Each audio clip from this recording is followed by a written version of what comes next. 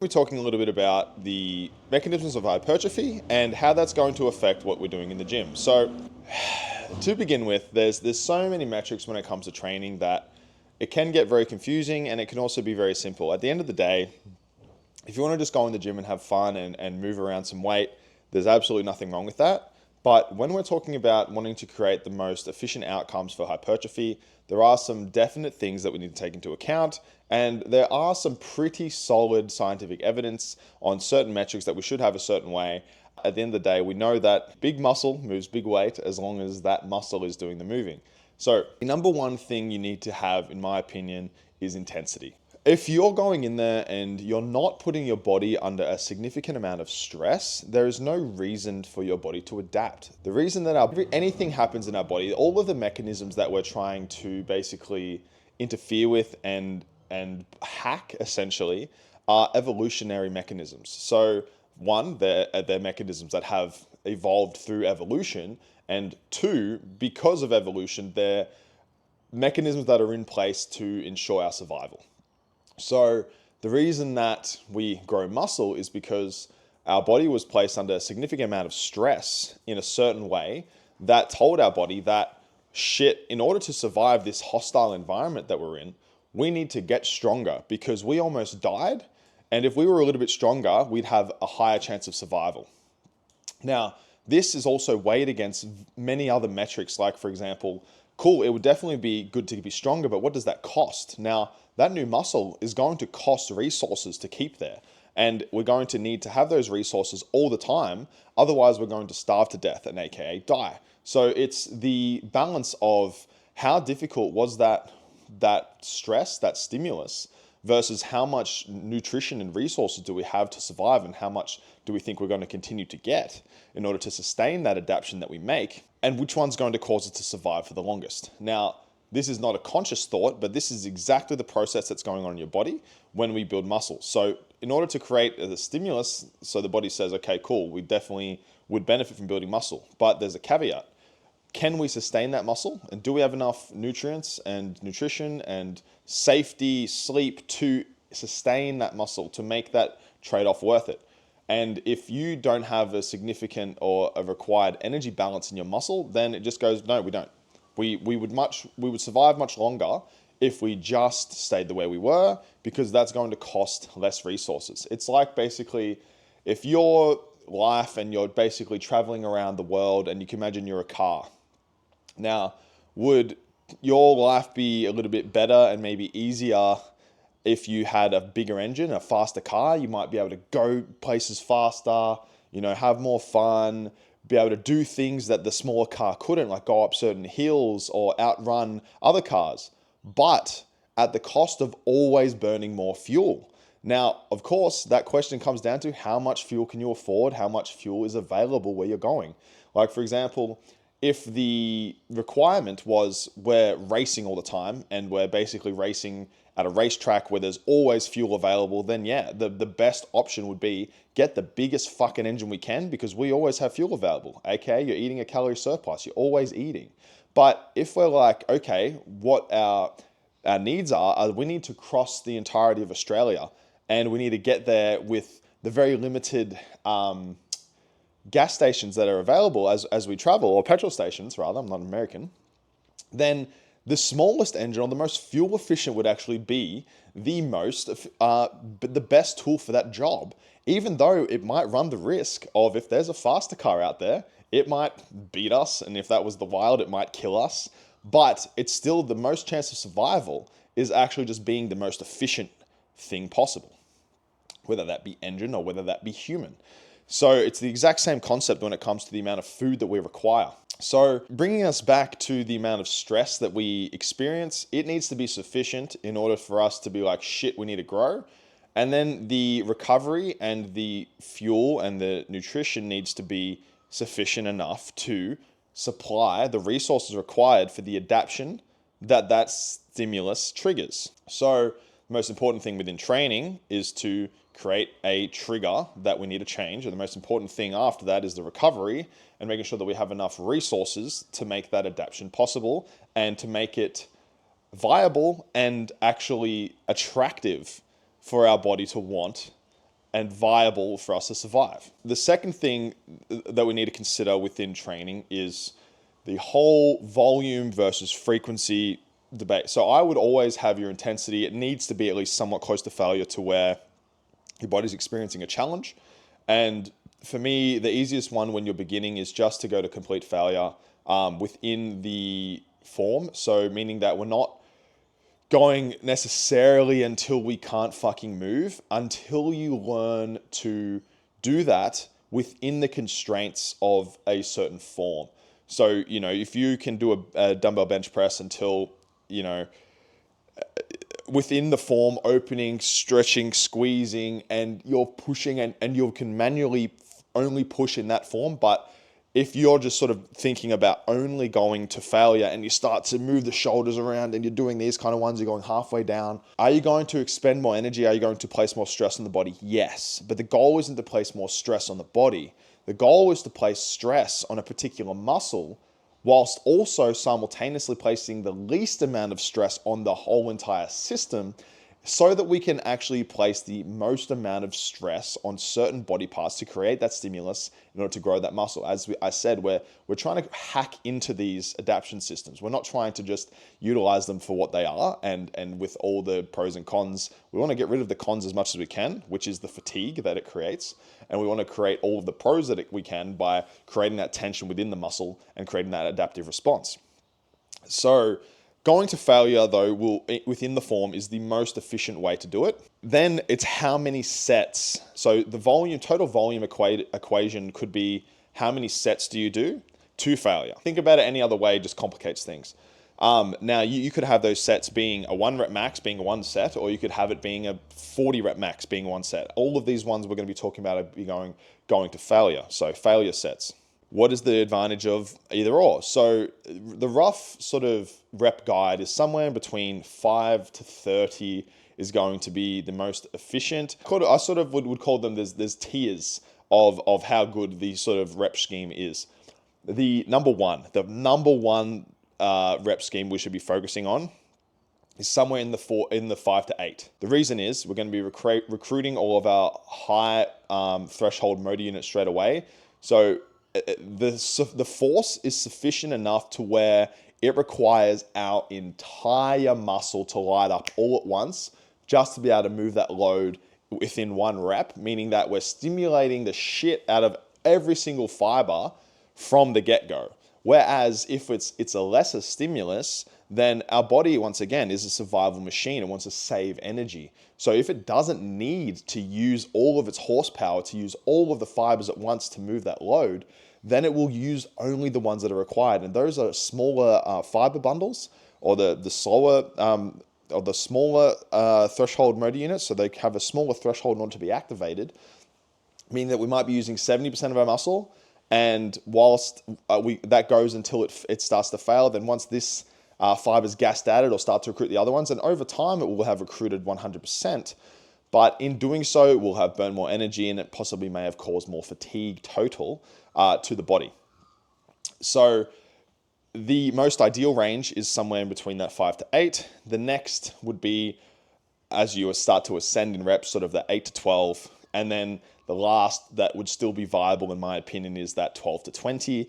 And especially when it comes to just basically the amount of neural drive you have and the amount of basically CNS recruitment and arousal that you need in order to lift a significant load within that 5 to 8 rep range is incredibly high. So as you start to go through the workout, it sort of can be a little bit more advantageous to start to raise those rep ranges a little bit, just so that we have enough neural drive, because we don't have to create 100% neural drive all at once.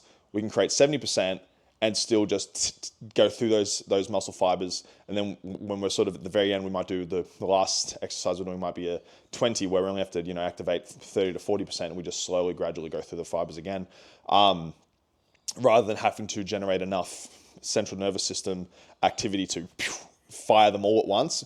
If we can do that, we're not going to be loading all those fibers to a significant degree, because we can't generate enough basically arousal in order to move a significant enough load to stress the muscle, over stressing our central nervous system. So Basically, in the beginning, it would like the start of the workout, it would be most advantageous to focus on the 4 to 8 rep range. As you start to go on, you can't move a heavy enough load to actually really stimulate the muscle straight away. Moving to that 8 to 12, and then starting to move to that 12 to 20 in the end. Or what I like to do is sort of if I have 2 sets per exercise, then I would be doing the first 4 to 8, and then I might be doing the second somewhere in that 8 to 12. That can sort of just help extend out the workout. And it does depend on the layout of the workout. Like, for example, when I do this, I'm doing an upper lower split most of the time, which means that I've only got 2 to 3 exercises per muscle group. So I'm not really going to fatigue my CNS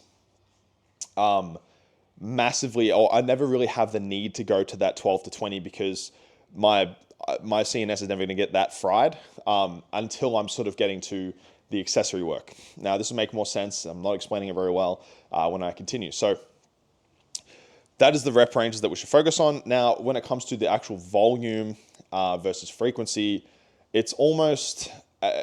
so think about it like this. What are we doing when we go into the gym? We're trying to give our body the signal that it needs to grow muscle. So we need to create a stimulus. That's all we're doing.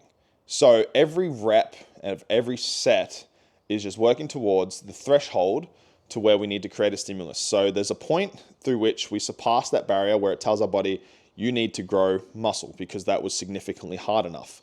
And that happens on basically an individual fiber basis, but we can almost talk about it from an individual muscle basis. So once that total muscle receives enough stress, there becomes a threshold where that's the most it's ever experienced. And once you surpass that, there's a need for an adaptation.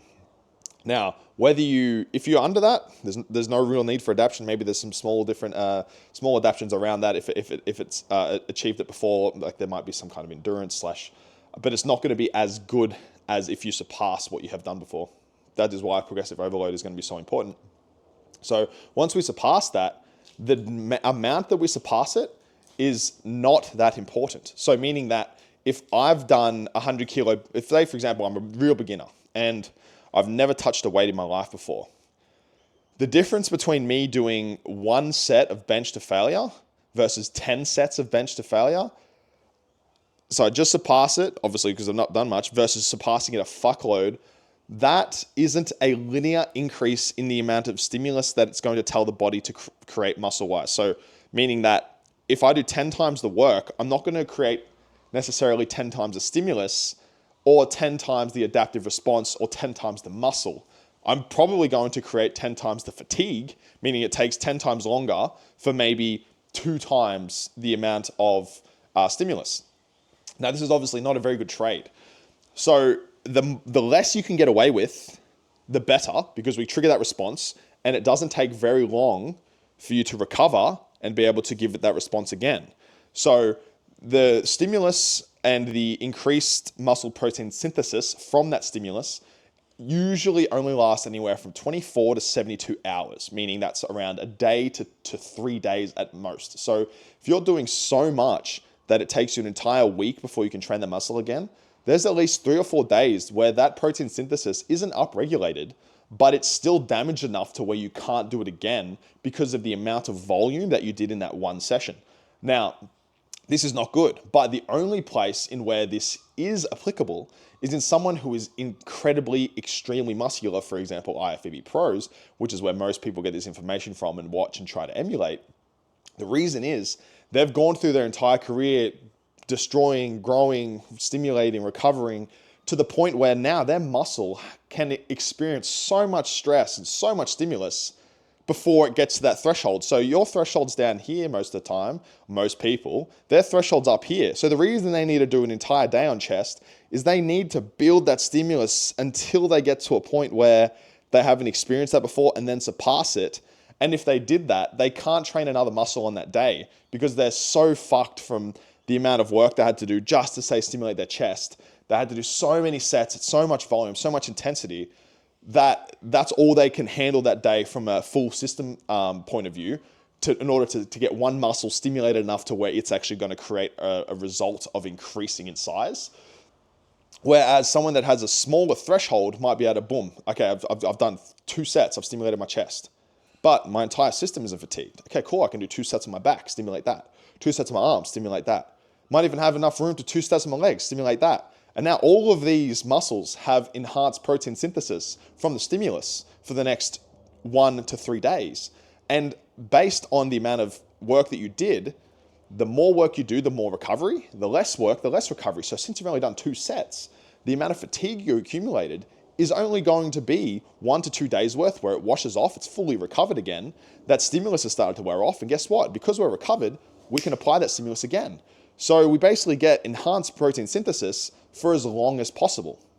And this is exactly what we want. That is exactly what muscle accrual is. It's just basically having a positive protein balance. And that is what the stimulus does. It creates a hormonal response within the muscle for all these actions to take place to accrue protein. So there is no point going in there and detonating your muscle. Yes, you may feel it more. Yes, you may feel more sore. But soreness is simply an indicator of the difference between the stimulus and your recovery. For example, I could do the most fucking crazy workout in the world, say on my pecs, and I just go in, I thrash it until I can't fucking move, but then I'm basically going to be hooked up to a liquid IV of nutrients. I'm going to be taking every sleep supplement under the sun. I'm going to be sleeping for the next 24 hours. I'm going to be injecting all of the steroids, taking all of the PEDs, growth hormone, IGF, and I'm going to just basically be in the most perfect recovery state. And then in 1 to 2 days, I might be fully recovered. I'm not going to have any soreness because my muscle is recovered. Versus, I might go in there and let's say I've been fasting for the last 24 hours. I go in there and I do 3 sets on my chest. And then I continue to not eat for the next 24 hours. I can tell you that my chest is going to be fucking sore as anything because it's the difference in the stimulus and fatigue to the recovery of that soreness that you feel. So if you do a great workout, but you have great recovery, you're not going to have that much soreness. So that's where soreness is not a great indicator of the amount of work that you've done. It can be an indicator that you've worked the right place, and it can be an indicator that you've possibly done enough work, but it can also be an indicator that you have not done enough recovery. Now, that's why we want to be working our muscle as frequently as possible and the amount of volume that we want to do. So if we have our intensity as a non-variable, it's always 100%. Then we have our volume as the variable around just exactly what we need. So we can start at 1 set, to failure, to absolute failure. And then once we start to plateau at that, it starts to dip out, we move it to 2. That's 200%. That's massive. That's a massive increase. And then we go from 2 sets to 3 sets. So we have 3 sets in each muscle group per workout. And that can also equate to the amount of volume per week is not a good metric because it can be skewed in so many different ways. I like to just basically view it from the form of how many sets you're doing per session, and you just need to increase that. And when you increase that, you may need to increase or decrease the frequency at which you do that. So if you're doing 1 set for each muscle group, you may only take 1 day to recover, and you can do it all again. So that'd be a full body split. You go full body, rest, full body, rest. Now, as those muscles start to adapt and start to need more stimulus than 1 set, we might now need to do 2 sets per muscle group. Meaning that if we tried to do it all in 1 day, for one, we'd get 75% of the way through and we'd just be wrecked, and these sets wouldn't be very stimulating because we're just too tired. And then also, 1 day might now not be enough for us to recover to where we're doing this day and we're still not recovered yet. So when we start to add volume, we need to sort of move the frequency away. So that was every 2nd day. So now we move to an upper lower split. So now it's every 3rd day. So we've got upper, lower, rest, and then we got upper again. So now we've got 2 sets of everything on upper, but we're only getting a stimulus every 3 days. Now you can see already, just with this decrease, we're already decreasing the amount by 33 to 50%, depending on which way you go, of the frequency of the stimulus, and most people aren't doing an upper lower split, I can tell you that much. So upper and lower, we're already losing 50%. So if you're not doing full body, or if you've never done full body, you're missing out on the quickest and the most efficient route to accruing muscle tissue that you're ever going to get. And once you surpass that, you can never go back, because there is a point where you can't do full body anymore because your muscles just need a certain amount of stimulus that you can't give in a full body day. So if you've done a push-pull legs for the last 5 years and you've got to the point now where you can't go to a full body, you could have possibly got to the same spot you were now in 2 years doing a full body split. So the more of a beginner you are, the more important it is to do the most frequency you can. And if you've never done it, you always give it a shot. Like even at the development that I'm at, I went to a full body last year, and I made the fastest progress I've made in my life. As long as you're sleeping incredibly well and your nutrition is on point, that is the only reason. It's more stimulus, but it just requires a certain amount of recovery. So even then, if you can do a push-pull upper lower rest, that's golden. That's the next. Now, if we move to so once we go to 2 sets per exercise, or 2 sets per muscle group rather, we got the upper lower. Now you might be able to go to 3 sets per muscle group and still stay in the upper lower depending on your recovery capability. Now it only starts this is where it's majorly individual, as to one person might be able to handle 4 sets per muscle group and still stay in upper lower split. Like for myself, I'm able to handle roughly around 5 sets per muscle group, and still recover in an upper lower but once again, nutrition's on point. I'm not natural, and my sleep is also on point. CPAP machine, separate bedroom, everything like that. Everything is sort of aligned so that I can have the perfect recovery, so I can achieve the most stimulus in the shortest amount of time. Then for example, when I go up, I need a little bit more stimulus, I'm gonna have to go to a push-pull legs rest, meaning that boom, there's again another day in between where you can see how little this has been trained. Whereas these, if I can't wiggle these, so basically these 2 were the original stimulus, right? We got a full body rest. We got the stimulus there. Then these 2 were the stimulus, this big boy over here and this one here. So we've got 2 days in between. Now, to get to that same day again, we've got 3 days in between. You can see how far away we are from that. And this is only on a push-pull leg split. So now we have push-pull legs. We can do 6 exercises 6 sets per body part. But because of that fatigue it's creating, it's still sore here, then still sore here on the rest day, and then finally, boom, it's recovered to do it again. And that's just sort of reaching the edge of that threshold of where that protein synthesis is going to be upregulated.